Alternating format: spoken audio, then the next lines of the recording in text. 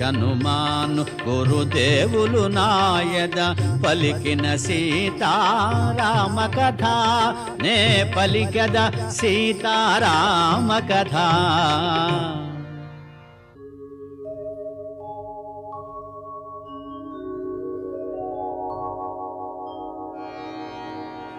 యమ కుబేర వరుణ దేవేంద్రాదుల సర్వసంపదల మించినది విశ్వకర్మ తొలుత బ్రహ్మకిచ్చినది బ్రహ్మవరమున కుబేరుడందినది